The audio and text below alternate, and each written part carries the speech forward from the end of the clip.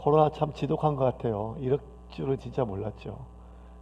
연초에 중국에서 우한에서 어떤 알 수 없는 괴질이 돈다고 했을 때 그냥 아무 상관없는, 우리가 아무 상관없는 그냥 외국의 어떤 한 지역에 이렇게만 알았지. 그것도 그냥 뭐 감기, 뭐 몸살, 뭐 사실 실상이 그러하였고, 근데 그럼에도 불구하고 이렇게 한 나라가 아니라 온 세계 수천만 명을 감염시키고 또 수백만 명을 죽음에 이르게 하는 이 코로나가 정말 이제 징글징글하고 또 징글징글합니다. 지독합니다. 근데 살다 보면 이렇게 지독한 질병보다 지독한 전쟁보다 더 지독한 사람을 만나게 됩니다. 참 지독하다, 지독하다. 그것이 긍정적인 의미든 부정적인 의미든 참 독하다라고 하는 사람들이 있지요. 뭐 얼마 전에 한참 됐죠. 발레리나 강수지의 강수저 맞나요? 예. 예?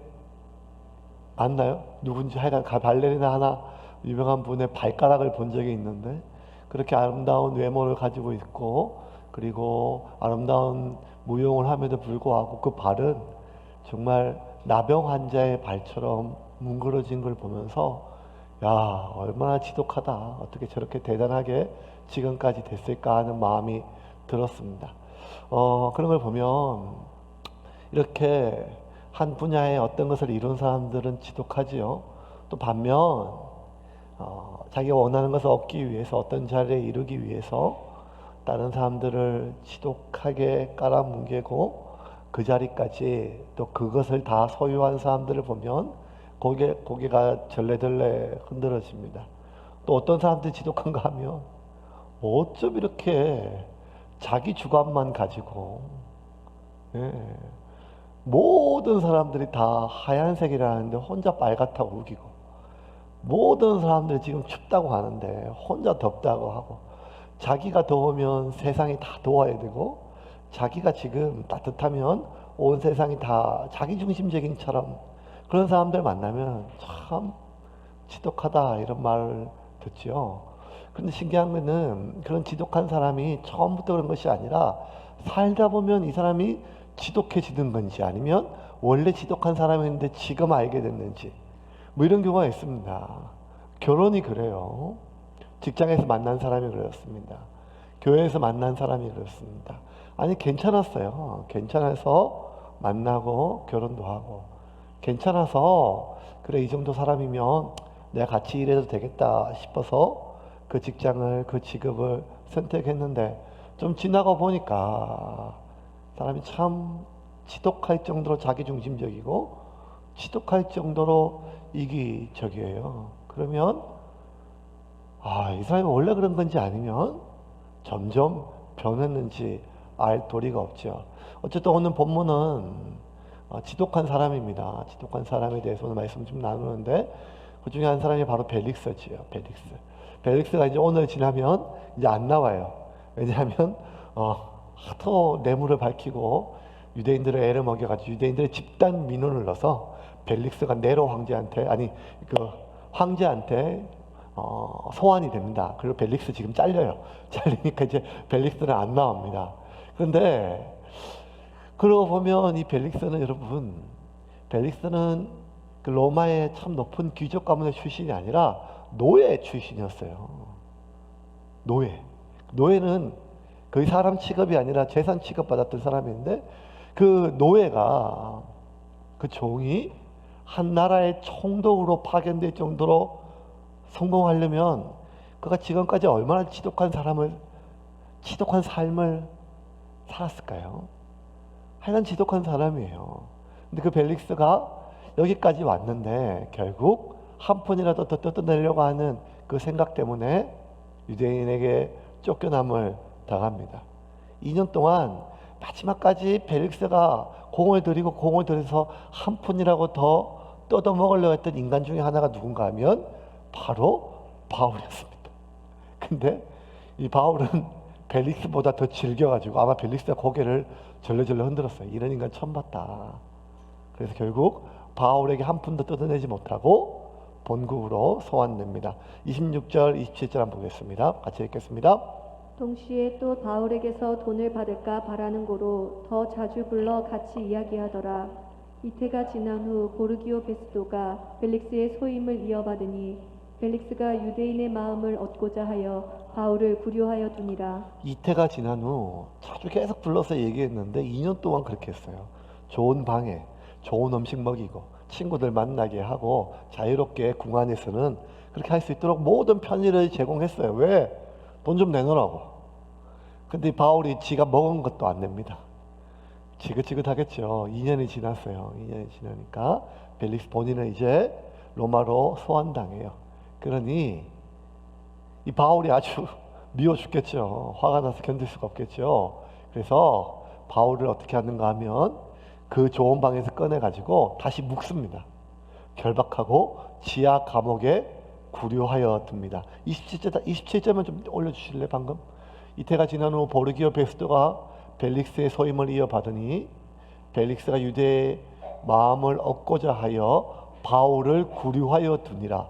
이제 자기는 가는데 뭘 또 유대인의 마음을 얻어요? 왜냐하면 이제 떠나는 과정이니까 전별금이라도 좀 받아야 되잖아요.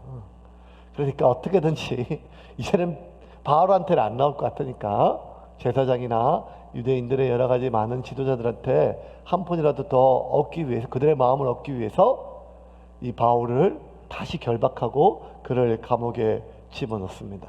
그렇게 벨릭스는 로마로 소환되고 제12대, 벨릭스가 11대고 제12대 예루살렘 이스라엘의 총독 베스도가 부임하게 됩니다. 어쩌면 지금 베스도가 부임할 때는요, 벨릭스는 유대인들의 민원에 의해서 그냥 파직당하는 거예요. 잘린 거예요. 그러니까 사고 지역이에요. 사고 지역에 그 사고를 수습하기 위하여 새로운 관리를 보내니까 로마 황제가 어떤 사람을 보내겠어요? 믿을 만한 사람, 성실한 사람, 민원 내용이 너무 자기만 하고 돈만 밝히고 부패하고 뭐 이런 것들 다 들어갔으니까 그거하고 반대되는 사람을 보내지 않겠어요. 그러니까 행정력, 지도력뿐만 아니라 참 성실하고 전형적으로 믿을 만한, 신뢰할 만한 사람 베스도를 로마 황제가 보냈습니다. 말 그대로 진짜 믿을 만한 사람이고 성실한 사람인 것 같아요.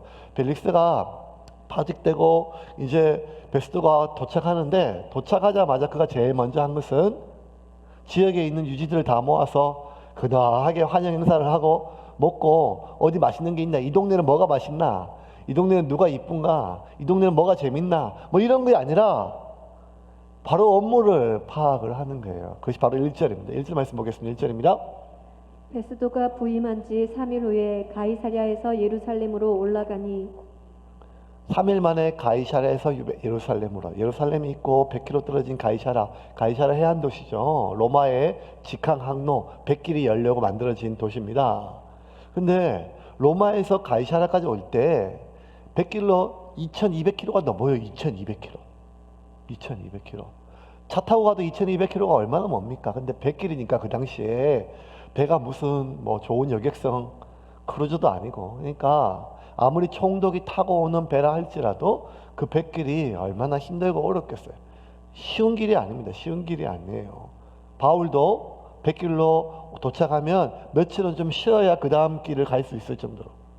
그런데 이 베스도가 도착하고 3일 만에 100km 떨어진 예루살렘은 고도 1000m가 높아서 보통은 동서남북 어디든지 예루살렘 가면 올라간다 그래요. 올라간다. 그러니까 가이사랴에서 100km 떨어진 그곳에 또 먼 길을 육로로 가요. 3일이 어떤 날인가 하면 도착한 첫날이에요. 도착하는 첫날 짐 풀고 해야 되겠죠. 그 다음날 하루 쉬고 이틀째 3일째 또 100km가 넘는 육로의 여행을 베스도가 떠나요. 조금도 쉬지 않고 바로. 그 베스도만 혼자 움직이겠어요? 같이 따라왔던 관리들이 얼마나 입이 이만큼 나왔겠어요. 야, 좀 쉬지 며칠. 죽을 뻔한데. 죽었다. 뭐 여러 가지 생각이 들지 않겠습니까? 그렇게 베스도가 예루살렘으로 올라가는 이유는 하나밖에 없어요. 업무를 파악하려고. 그리고 이스라엘의 중심 예루살렘에 있는 여러 가지 많은 지도자들을 만나서 여러 가지 상황과 동태들을 파악하고 그들이 어떤 이유로 벨릭스를 좀 제거해 달라고 민원을 넣었는지 이런 걸 파악할 필요가 위에 있어서 간 거죠. 갔습니다. 그런데 그곳에서 지금 누굴 만났는가 하면 대제사장과 그리고 종교 지도자들을 만났어요. 2절입니다. 2절 말씀 보겠습니다. 대제사장들과 유대인들 중 높은 사람들이 바울을 고소할세. 근데 여러분 조금 이상한 게 있어요. 대제사장이 아니라 대제사장들이에요. 대제사장들. 이게 참 신기하죠. 왜냐하면 원래 유대의 이스라엘의 대제사장은 종신직이에요. 죽어야 다시 뽑아요. 그게 맞습니다. 그런데 이스라엘이 로마의 식민지가 되고 난 뒤에 이 종교의 최고 지도자였던 대제사장조차도 로마 정권의 입맛에 맞지 않으면 그냥 파직하고 새로 대제사장을 뽑았어요. 그래서 로마 시대에는 특별히 이 로마 식민지 하에서는 이스라엘에서 전현직 제사장들이 있었어요. 이런 거는 사실 뭐 특별한 일도 아닌 것 같아요. 물론 상황은 좀 다르겠지만 여러분 교황이 죽으면 선종한다. 교황이 죽으면 새로운 콘클라베라고 하는 교황 선출 선거를 해서 전 세계 주교들이 모여가지고 선거를 해서 새로운 교황을 뽑고 그 교황을 또 뽑으면 또 죽고 나면 또 새로운 뽑잖아요. 그런데 여러분 현재 교황이 둘인 거 아세요? 베네딕토 16세에 교황이 자기가 있는 자리에서 물러나고 새로 교황을 받아가지고 현 프란체스코 교황이 임직이 됐어요. 그래서 지금 교황이 둘이에요. 영화도 두 교황이라고 하는 영화가 나온 것처럼 그러니까 뭐 상황은 좀 다르겠지만 지금 이스라엘의 상황이 그래요. 그래서 지금 원래 이 벨릭스가 있을 때 아나니아가 있었죠. 지난주까지 우리 계속 나눴던 아나니아가 있었는데 이 아나니아도 결국 로마 입맛에 털려가지고 이 파직돼요. 그리고 새롭게 이스마엘이라고 하는 대제사장이 있어요. 그래서 지금 전현직 제사장들이 같이 있고 현직 제사장들과 종교 지도자들을 지금 베스도가 다 만나기 위해서 모였어요. 그러니 여러분 이 두 세력의 만남이 가장 중요한 이스라엘의 지금 두 세력이 만났어요.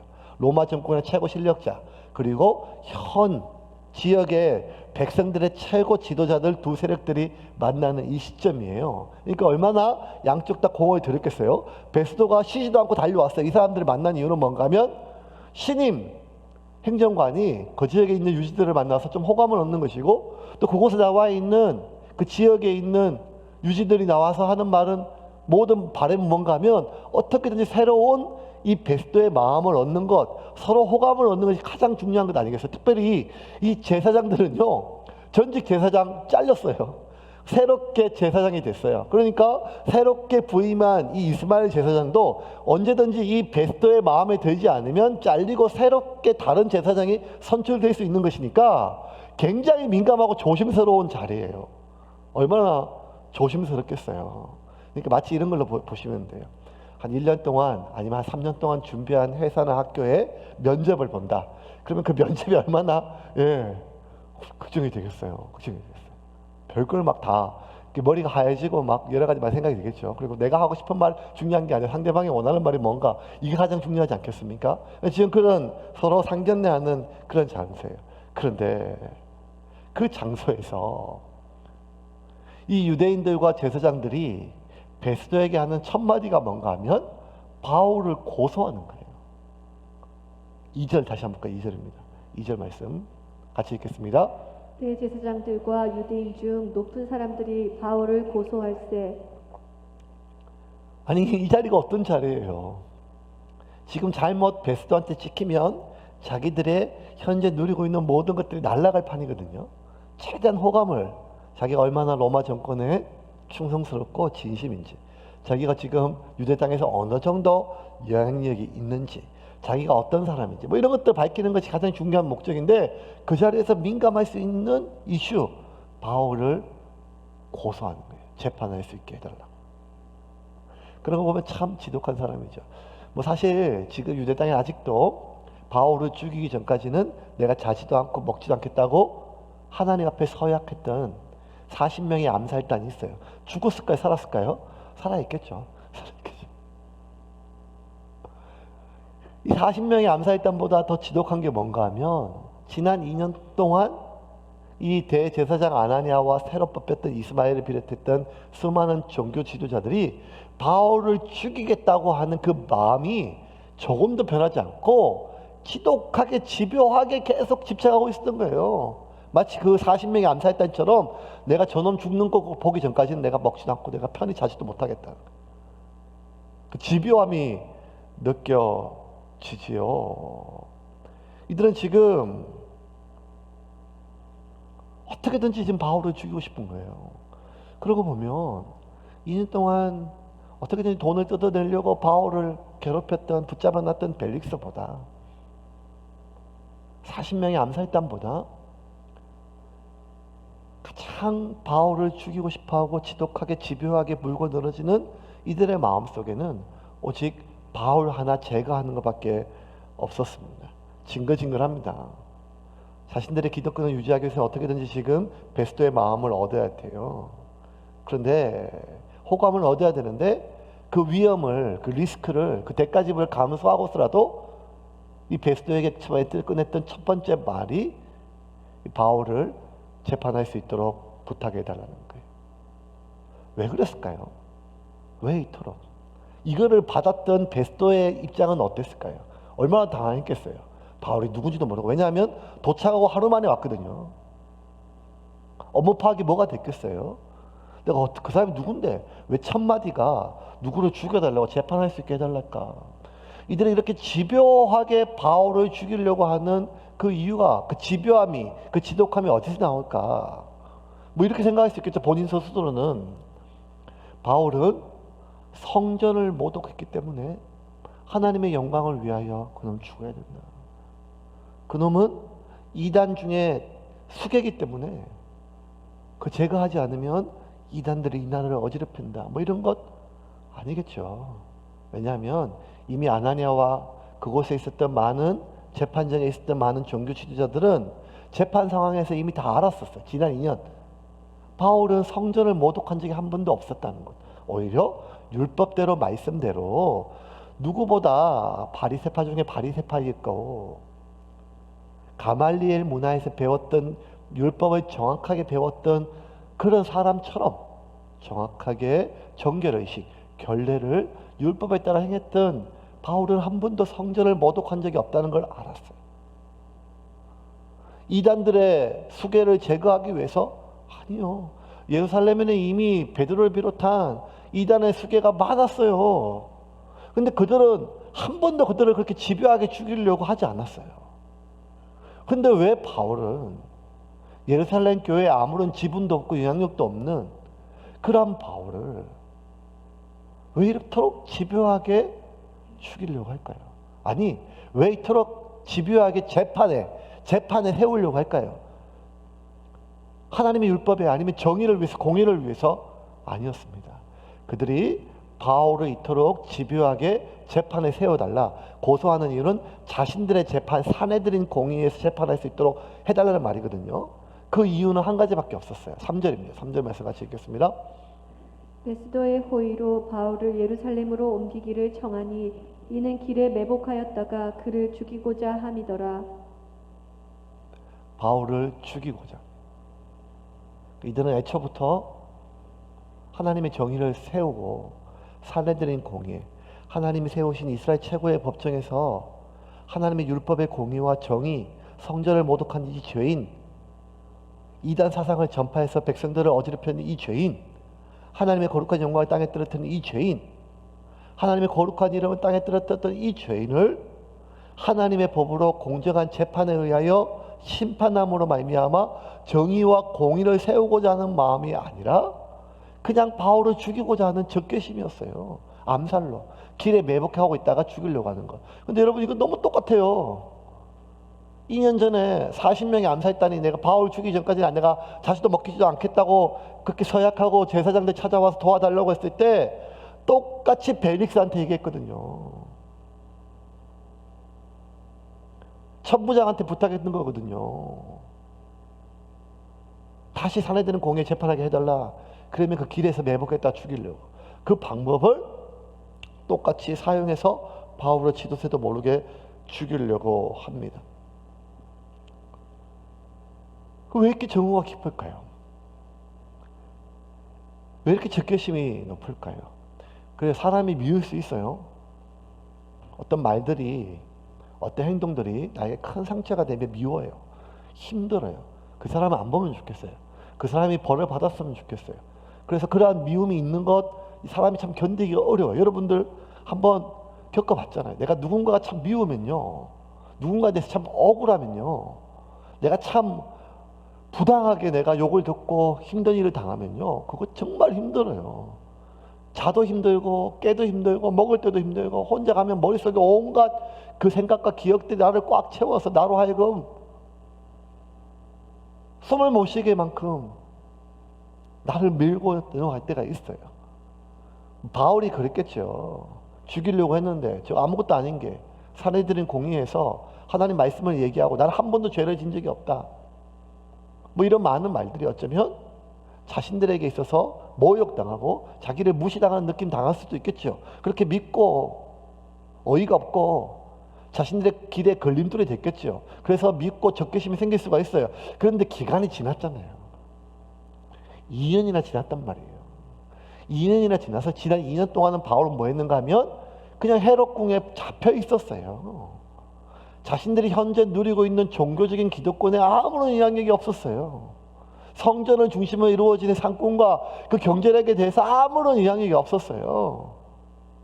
예루살렘에 있는 그런 이단들의 교리들을 전하고 하는 교회에 아무런 영향력이 없어요. 그냥 바울은 어디에 한 구석에 찌그러져 있었어요. 그런데도 불구하고 시간이 지나면 사람의 마음에 용서까지는 아니지만 그 미움, 증오, 이런 마음이 좀 가라앉는 것, 그거 당연한 거 아니겠어요? 물론 그 당시에는 너무 화가 나가지고 내가 너 죽고 나 죽자, 아니 내가 죽는 한이 있더라도 내가 너는 끝장낸다, 내가 이 회사에서 잘리는 한이 있더라도 너는 내가 다시 내가 이 사람들 앞에 내가 먼 꼴을 당하든지 간에 내가 너는 어떻게든지 막 이런 마음이 들지요. 그런데 시간이 좀 지나고 나면 그렇게 복수하고 내 속에 있는 그런 화를 해소하기 위하여 내가 치르는 대가가 많다면 좀 주저되는 게 맞아요. 왜냐하면 당시에는 너무 내가 화가 나고 극도로 미웠지만 시간이 지나고 나면 사람의 감정은 용서되는 게 아니라 좀 잊어지고 누그러지는 거예요.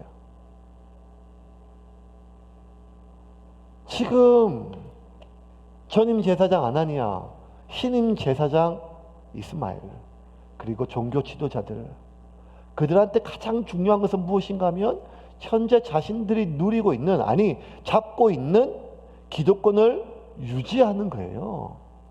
그 유지하는 마음에 꼭 돈, 권력 이런 것이 아니라 그들이 생각하는 이 나라와 이 민족, 이 질서, 하나님 나 앞에서, 말씀 앞에서 이 백성들을 바로 인도하기 위해서는 이것이 다 우리가 자리를 지켜야 된다, 뭐 이런 마음도 있고, 또 인간이 가지고 있는 욕심 때문에 현재 누리고 있는 경제력과 여러 가지 많은 어떤 그런 유익함을 유지하고 싶은 마음이 있죠. 그러기 위해서는 가장 중요한 것은 신임 총독 베스도의 마음에 호감을 얻는 거예요.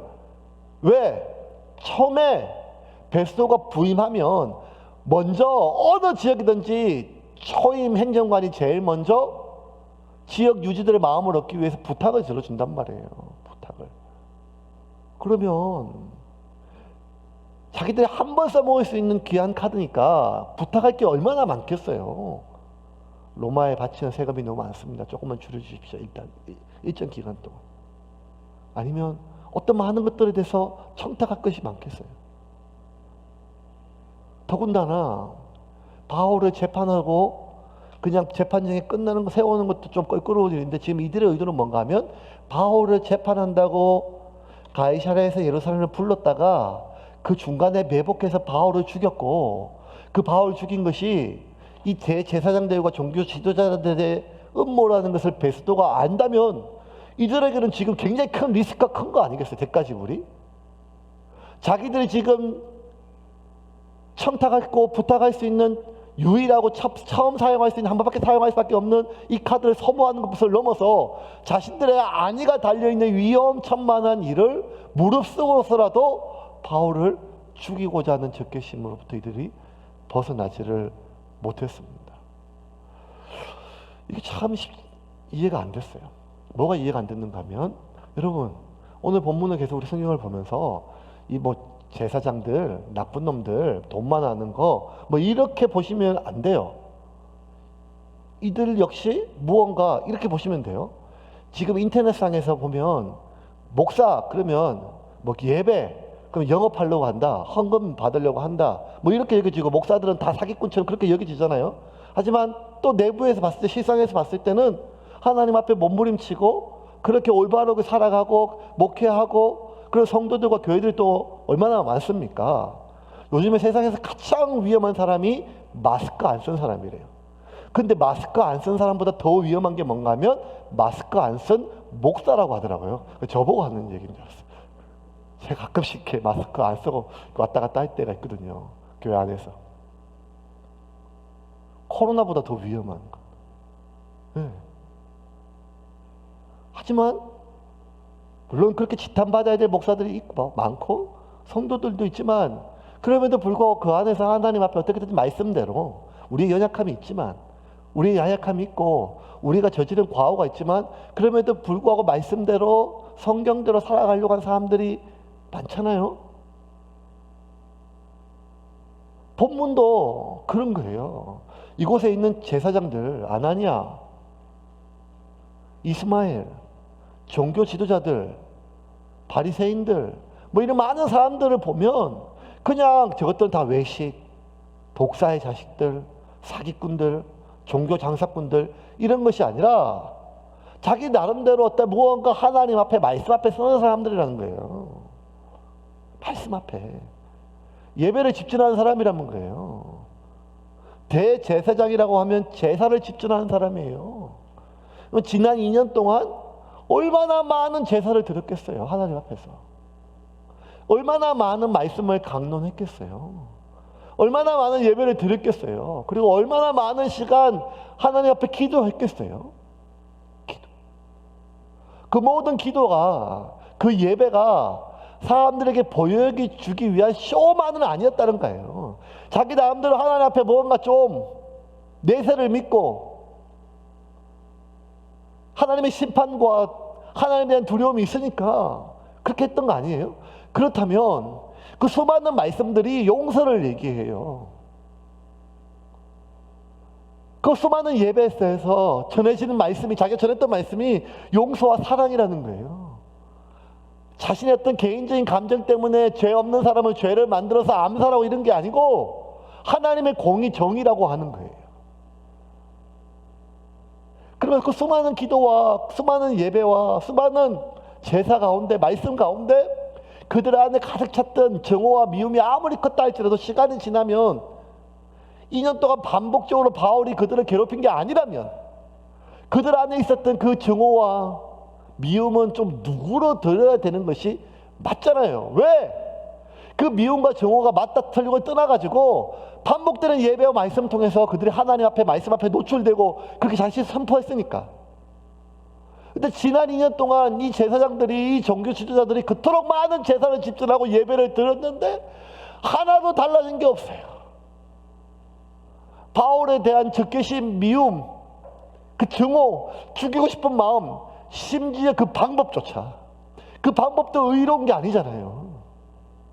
거짓말로 매복했다가 암살하고 지도새도 모르게 증거를 없애고, 이게 종교 지도자들이 할 일, 종교인이 할 일이 아니라 시정에 있는 그냥 흉악범들이 하는, 그 악인들이 하는 방법이잖아요. 근데 2년 전에도 그렇고 지금도 그렇고 조금 더 이들의 마음속에 그 악독함이, 그 악독함의 뿌리였던 증오심과 적개심이 조금도 변화가 없다는 거예요. 저는 여기서 절망감을 느껴요. 왜냐하면 이것이 남의 일 같지 않으니까요.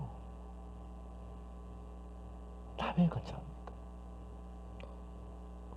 아니 그러면 우리가 드리는 예배는 뭔가?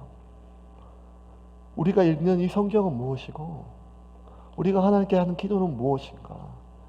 단지 그냥 심리적으로 우리의 마음에 위안을 주는 심리적 서비스인가? 죽이고 싶은 마음도 변하지 않고, 아니 누구러뜨리지 않고, 용서까지는 아니지만 사랑까지가 아니라 그 악한 방법, 암살, 거짓 뭐 이런 방법조차 하나 바꿀 수 없다면, 오늘날 우리가 이토록 많은 예배를 드리고 모여서 예배 드릴 수 없어서 온라인으로라도 어떻게든지 어쨌든 방이든 어디든 핸드폰으로도 보면서 어쨌든 예배를 드리려고 하는 이 열심이 우리에게 있는데, 말씀 앞에 서고 하나님 앞에 서고 기도하는데, 그렇게 기도하고 예배한다 한들 우리 속에 있는 이 원한 하나, 적개심 하나, 오해, 미움, 용서까지는 아니더라도, 사랑까지는 아니더라도, 내 몸을 불살하게 되어주는 것까지는 아니라 할지라도 세상의 방법으로 복수하고 싶은 그 마음 하나, 그 독한 마음조차도, 방법조차도 해결할 수 없다면, 어쩌면 우리가 드리는 이 예배와 기도는 우리는 깽가루와 허공에 떠도는 무의미한 행위가 아니겠습니까? 이들의 악독함은, 이들의 지독함은 2000년 전에 이 사람만의 말의 문제가 아니라 오늘 우리에게 동일한 질문을 줍니다. 결국 사람의 문제인가? 선한 사람은 교회 오면 더 선해지고, 못된 사람은 교회 와도 똑같이 똑같다는 것, 사람의 문제인가? 저 산에 이슬을, 그 영롱한 이슬, 똑같은 이슬을 산삼이 먹으면 좋은 약성을 만들어서 몸 안에 저장하고, 똑같은 이슬이라도 독사가 먹으면 그 이슬을 먹고 자기 몸으로 지독한 독을 만들어 저장하듯이, 산삼 같은 사람은 늘 어떤 말씀을 듣고 뭘 해도 자기 속에 좋게 향기 나는 약으로 만들고, 독사 같은 사람은 뭘 줘도 자기 속에 있는 그 독한 독을 강화시키는 재료로 사용된다. 그래서 이것들은 원래 하나님 한 번도 만난 적도 없고, 이 인간들은 원래 하나님의 사람도 아니었고, 이들은 다 쇼였고 거짓이었고 악독했고 원래부터 독사보다 더 악독한 인간들이었기 때문에 그렇다. 아니라는 거예요. 왜? 성경은 우리 모두 다 그런 악독한 존재라는 거예요. 어쩌면 이 이 아나니아와 이스마엘 제사장들보다, 이 종교 지도자들보다 더 지독한 독을 품고 있었던 사람 중에 하나가 바울이었어요. 바울만큼 사람들 죽이는데 열심히 내는 사람이 어디 있겠어요. 잡아다가 가두고 고문하고 예수를 배신하라 하고 부인하라 하고, 그것도 안 돼서 저 멀리까지 가가지고 사람들 죽이려고 했던 그 악독함이 절절절 끊었던 사람들이 바로 바울이었거든요. 자기의 하나님을 위한다는 것은, 그 안에 그 하나님을 위한 공의는 사람에 대한 적개심, 그리스도인에 대한 적개심, 증오, 살이로 가득했던 그 어떤 독사보다 독한 독이 사울에게 있었습니다. 그런데 여러분, 오늘 보세요. 우리 지금까지 이겼던 수많은 이 바울의 고난 속에 바울의 적개심이 느껴진 적이 한 번이라도 있습니까? 까닭없이 매맞고 부당하게 오해당하고 침뱉음 당하고 돌에 맞고 채찍질 당하고, 자기를 죽이기 위하여 온갖 거짓으로 자기를 고소하고 고발하고 2년 동안 집요하게 이렇게 나를 죽이려고 하는 인간들 앞에 그 바울의 어떠한 적개심도 나타나지가 않습니다. 증오심도 나타나지 않습니다. 아니, 어떻게 이게 가능할까요? 누구보다 적개심이 가득했던, 지독했던 바울인데, 바울은 자신의 안에 있는 그 지독함을, 그 적개심을 해결하기 위해서 날마다 하나님 앞에 예배 드릴 때마다, 말씀 앞에 설 때마다 자기를 죽였어요. 바울의 예배는 자기를 죽이는 예배였어요. 바울의 말씀은 자기를 깨트리는 말씀이었어요. 그런 말씀 앞에서 죽고 예배 안에서 죽었어요. 그래서 바울은 고린도에 보내는 편지에 이렇게 얘기해요. 15절 31절 같이 읽겠습니다. 형제들아, 내가 그리스도 예수 우리 주 안에서 가진 바 너희에 대한 나의 자랑을 두고 단언하노니 나는 날마다 죽노라. 날마다 죽었어요. 날마다. 왜냐하면 바울이라고 왜 화가 안 났겠어요? 억울한 마음이 안 들겠어요? 죽이고 싶지 않았겠어요? 죽이고 싶지 않았겠어요. 여러분, 다윗이 사울왕 자기를 오해하고 까닭없이 죽이려고 했을 때 다윗이 사울을 죽일 수 있는 몇 번의 기회가 있을 때마다 내가 어떻게 하나님 앞에 하나님의 기름 부은 바 자를 내가 죽일 수 있으랴 하고 풀어주고 신하들을 오히려 다독거리잖아요. 그래서 다윗은 하나도 사울이 밉지 않았다고 생각할 수 있지만 시편을 읽어보면요, 이 다윗의 이중성이 드러나요. 맨날 방 가면 하나님 저 원수를 죽여주십시오, 저 원수의 자식을 빌어먹게 해주십시오, 뭐 이런 것들까지 막 다 나와요. 그 원수의 자식이 자기 친구 요나단인데 뭐 이런 말까지. 그러니까 다윗 역시도 하나님 마음에 합한 자지만 그 마음속에 미움이 있고 정오심이 있고 억울함이 있단 말이에요. 바울이 왜 안 그랬겠어요? 사울이 누구보다 그 성정이 강한 사람인데요. 근데 그럴 때마다 바울은 말씀 앞에서 자기를 죽였어요. 자기를 죽이는 심정으로 죽이지 않으면 자기 앞에 올라오는 이 적개심, 분노, 억울함, 복수하고 싶은 이 모든 마음을 자기가 감당할 수 없으니까요. 바울은 자신의 삶을 하나님께 드려지는 제물로 생각했어요. 예수님 만난 이후로부터 평생을 그렇게 살았어요. 바울의 마지막 고백에 바울은 자신의 삶을 관제와 같이 하나님께 드려졌다 그래요. 디모데후서 4장 6절 7절 보겠습니다. 전제와 같이 내가 벌써 부어지고 나의 떠날 시각이 가까웠도다. 나는 선한 싸움을 싸우고 나의 달려갈 길을 마치고 믿음을 지켰으니. 전제와 같이 내가 벌써 부어지고. 바울은 자신의 모든 삶을 하나님께 드려지는 제물처럼 생각했어요. 매일매일의 삶을 제사처럼 생각을 했어요. 바울은 알죠. 바리새인 중에 바리새인이기 때문에, 가말리엘에게 말씀을 배웠기 때문에 율법이 뭔지를 알겠죠. 그가 드렸던 수많은 제사들 가운데 단 한 번도 제사 가운데 제물이 온전하게 남아있는 제사는 없었어요. 모든 제물은 동물이면 목이 잘리고 각을 떠이고 불에 태워지는, 갈기갈기 찢겨지고 태워지는 제사였어요. 식물이면 빻아서 가루를 만들고 깨어지고 부서서 어스러져 가지고 기름을 짜내는 그러한 제사였어요. 바울이 알고 있는 모든 제사는 그 제사를 통해서 하나님께 드려진 제물이 제사가 끝난 뒤에 온전하게 남겨져 있는 제사는 하나도 없었어요. 그래서 바울은 날마다 말씀 앞에 예배 때마다 제사 때마다 일상의 삶 가운데마다 오늘 하루의 삶을 내가 하나님께 드려지는 산 제물이라 생각하고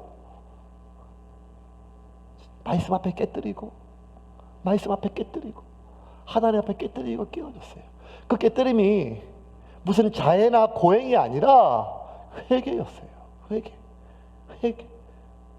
회개는 내가 더러운 게 묻어서 그냥 씻고 싶은 그런 정도의 마음이 아니라, 내가 저질렀던 일에 대한 후회감이 아니라, 진정한 회개는 오직 말씀 앞에서, 이 말씀 앞에서 이것이 내 생각과 다는 다르지만 난 깨끗하지만 난 정당하지만 난 의롭지만 하나님의 말씀이 그게 의롭지 않다 라고 말할 때 그것을 받아들이는 것이 죽을 것 같지만 하는 거예요.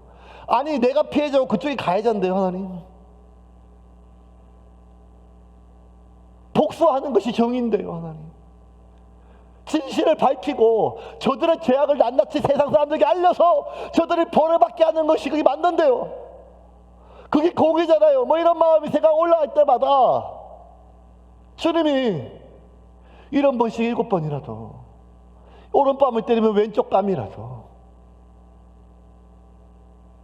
아니다, 용서해라 했을 때, 용서되지 않는 사람을 용서하는 것도 고통스럽지만 그에 대하여 내 안에 적개심을 품고 있는 것이, 그것이 죄악임을 내가 인정하는 것은 정말 내가 죽는 일이거든요. 왜냐하면 난 피해자인데. 하지만 말씀이 그러니까 바울은 날마다 말씀 앞에서 회개했어요. 그 회개는 하나님 용서해 주세요, 씻어 주세요, 깨끗하게 해주세요 이런 것이 아니라 자기 힘을 깨뜨리는 회개였어요. 예배 때마다 그 깨뜨림이 얼마나 힘들었는가 하면 마치 올리브가 으깨어져서 기름이 나오는 것처럼 자신의 모든 것이 짓눌려 가지고 기름이 나왔어요. 피눈물이, 심성이 태워지는 것처럼 자신의 지난 모든 삶의 열심이 깨어지는 거예요. 왜 이토록 지독하게 자기를 몰아갔을까요, 바울이? 왜 이토록 지독하게?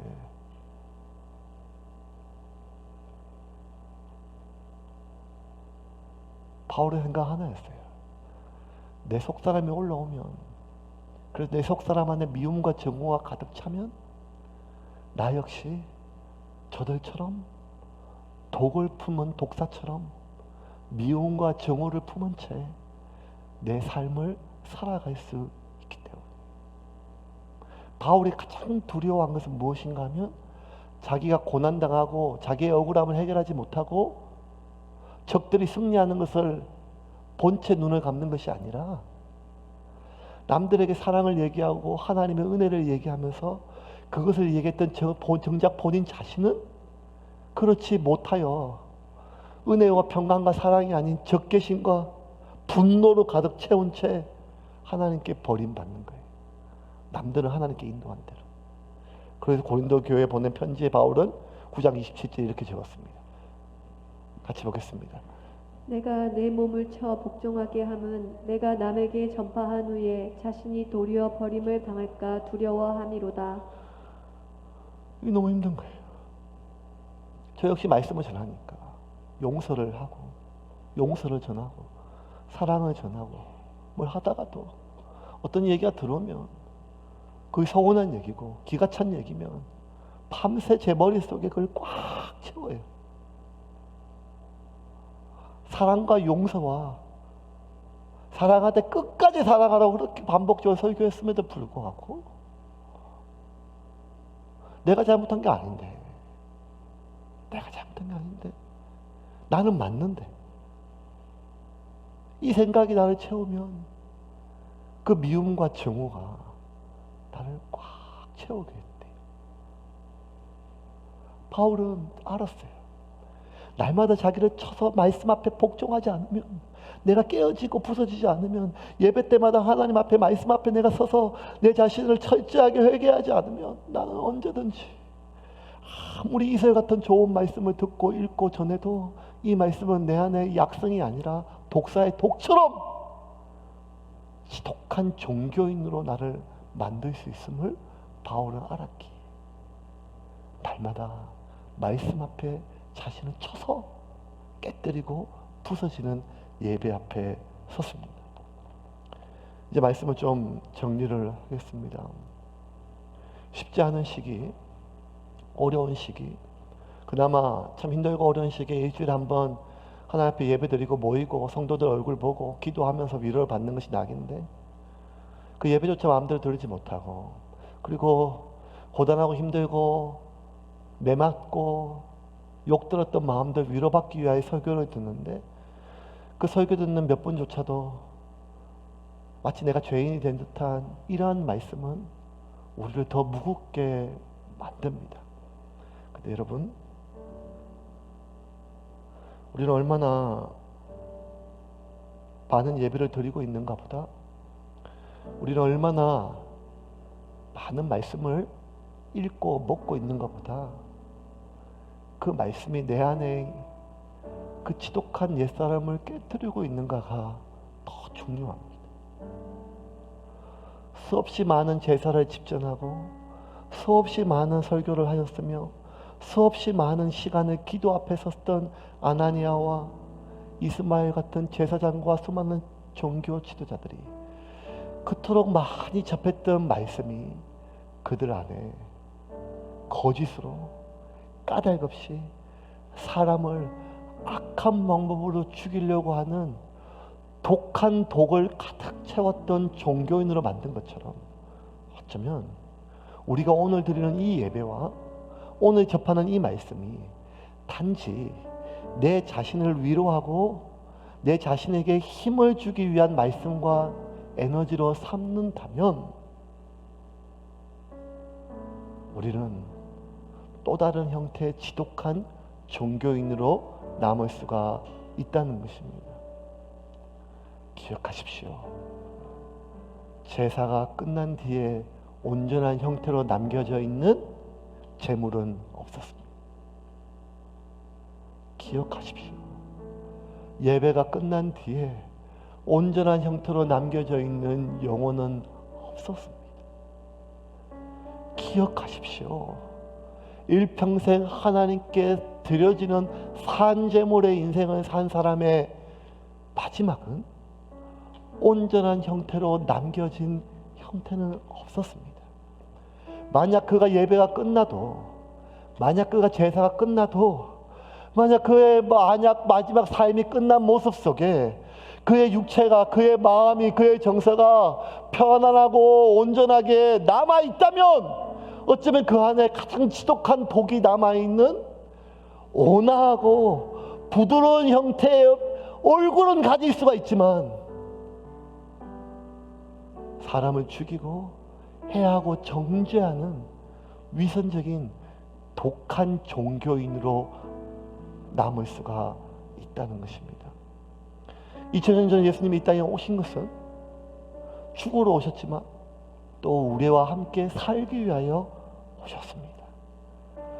그런데 우리는 내 안에 내가 죽어야 예수님이 삶에도 불구하고 날마다 내 안에 말씀으로 오신 예수님을 죽이고 성령으로 오신 예수님을 죽이며 내 안에 분노와 적개심과 그 억울함을 해결하지 못한 채 내가 맞고 내가 정당함을 포기할 수 없어서 날마다 예수님을 죽이고 있다면 오늘날 예수님은 헤롯 대왕에 의하여 아기 예수가 죽임당하는 것이 아니라 수많은 예수쟁이들에 의해서 죽임을 당하는 것입니다.